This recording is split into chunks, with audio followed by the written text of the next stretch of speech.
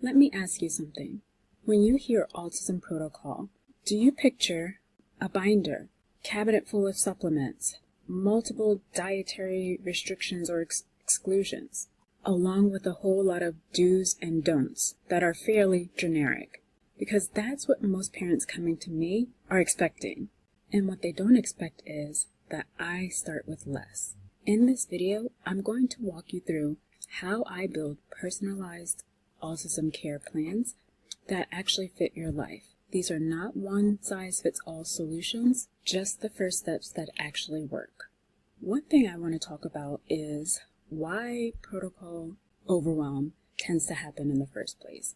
Parents are generally so overwhelmed and desperate for help for their child, and that's understandable. We all want the best for our kids. We want to make sure they're healthy, they're thriving, they're doing the best in their environment. Sometimes there are challenges that disrupt that need to be addressed and overcome in order to make that process happen.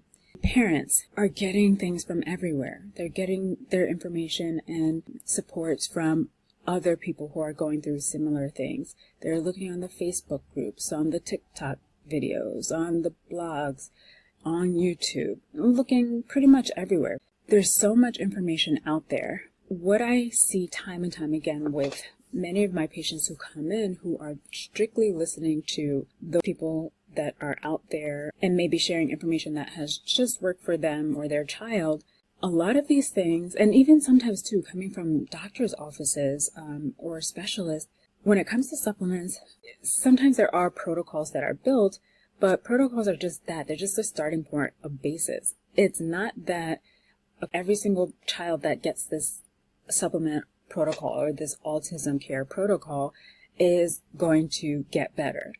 It's not realistic because it's not individualized. Most plans are actually very copy and pasted.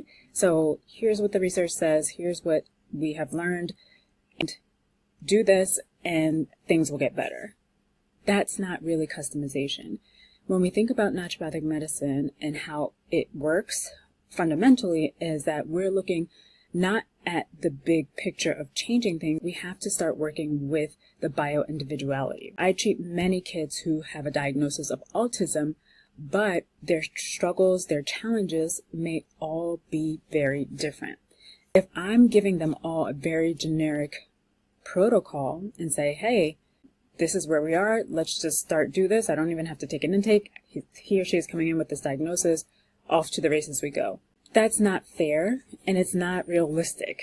And if we're talking about getting to the underlying symptoms or the root cause of why symptoms are manifesting, we need to know a little bit more about the individual that we're treating. A lot of this overwhelm can lead to things like mental fatigue and inconsistent results. It comes to a point where if you're just strictly following and listening to everyone and their friend out there, you're going to be getting a lot of information. Yes, that's fine, but you might be getting some information that's not necessarily the right information, or not necessarily the right information for your child for what he or she is dealing with.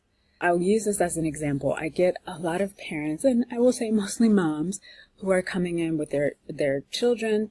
When we go through the supplements on the first visit, I generally ask, what is your child taking?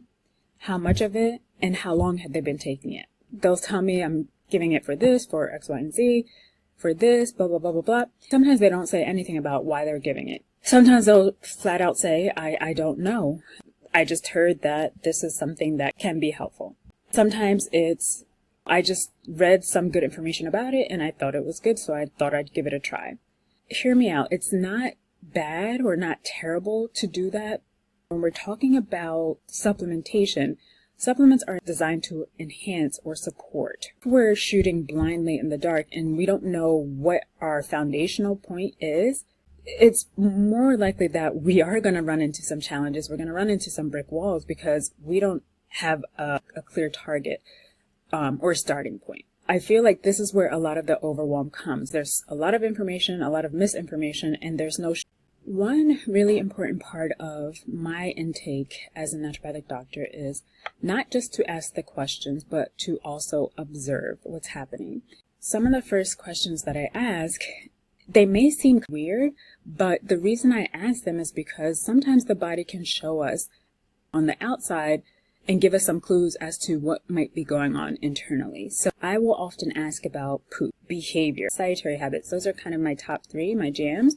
I'll talk about their energy levels, the energy patterns, right? That makes a huge difference. If you have a kid who is not able to get up in the morning, and then when it's time to go to bed, they're ready to, that's not normal. That needs to be corrected. There's usually some type of cortisol dysregulation or enhanced sympathetic activity that's going on, keeping that kid in a high alert state. We definitely want to pay attention to things like that. So all of these little things give me so much information, so much data to work with as I'm thinking about what my next steps are.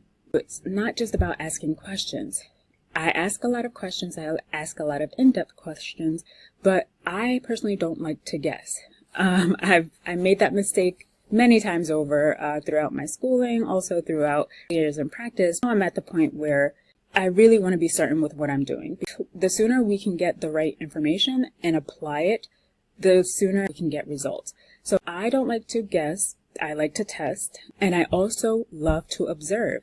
In case you're not familiar with, I worked for many years as a behavior therapist.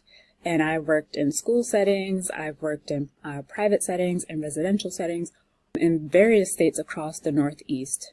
It was interesting because everywhere I went, each state I did this behavior therapy, and it didn't really matter. It was kind of the same approach, so to speak. We need to understand why kids are having these behaviors, what's happening before the behavior, what is the behavior, and then what is the consequence of that behavior. That, I feel, has been a phenomenal foundation for my clinical observation as a physician. Sometimes I'm looking at things that people are not necessarily looking at, and I'm able to assess not only from the internal state of the child, but also how the child is relating to their external environments and what external things or sources might be trigger for the child. When we think about treating naturopathically, what's written in the chart doesn't really matter. The child's body, what's going on, what's happening, what imbalances or deficiencies or insufficiencies are there, that's going to be the basis of the protocol, not what I'm putting in the chart. An example of this I want to share with you. Before I recommend anything, I'm looking at certain things. We've talked about digestion. We've talked about energy levels. We talked about sleep patterns, eating habits. These are the things that I'm looking for to get more information to help build up that protocol.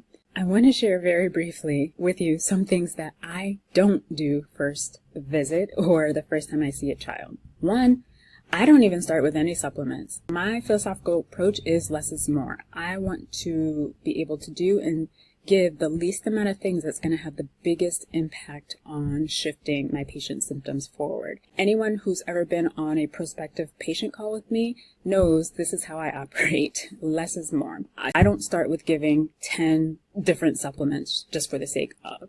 Very rarely do I even give a supplement after the first office visit, unless there is an acute issue going on that I know for sure giving something could be beneficial in that moment. Generally, if it's more of a long-term chronic issue, I will defer that supplementation till after we've done labs and gone through and review that and put that in the context of everything that I've seen clinically and that was given to me via the intake.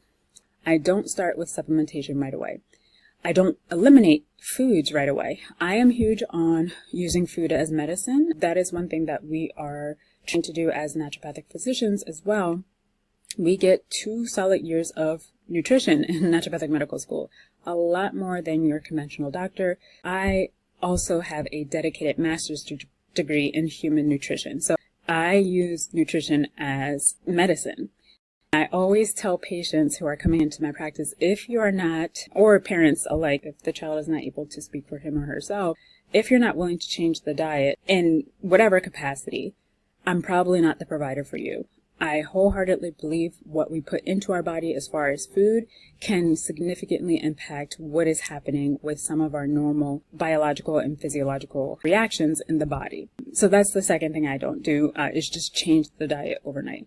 The third thing is I don't just hear the intake, write down recommendations based on what I know autism to be and what I know characteristically can occur. And I don't just send them home with a big printout or list of things to do and just hope that they do it. Not a good long-term strategy. Sometimes the first steps are actually just doing nothing at all. You have to have a long-term vision. You have to have a strategy. When parents come to me, I tell them, this is not going to be something that's going to shift and happen overnight.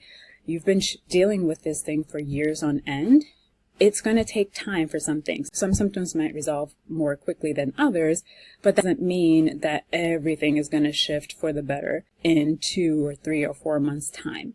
More often than not, it can be more of an ongoing process because the younger the child starts, it's to our benefit, but as they get older, we have more and more things that just start to interact and interfere with things that are happening. One of the more challenging times I see is around the cusp of puberty, those pre-pubertal years and then full-blown puberty. That usually introduces a new set of challenges for a lot of parents. I want to make sure that I'm not adding to the overwhelm when we are going through and getting started with treatment. Sometimes the first step is to truly just do nothing at all, test, wait, and then see what we need to do and start low and slow. Sometimes the first step after that initial waiting period and doing nothing is just implementing 2 or 3 changes at a time, seeing how they work, and modify and adjust from there. So how I initiate my approach, my treatment, it really starts on the second visit. After I've done the clinical intake, I've done the observation when the child is in the office, done physical exam, laboratory work. So laboratory workup could be many different things. Based on what comes back with the initial set of labs, that's when I start to deep dive and go head first into treatment.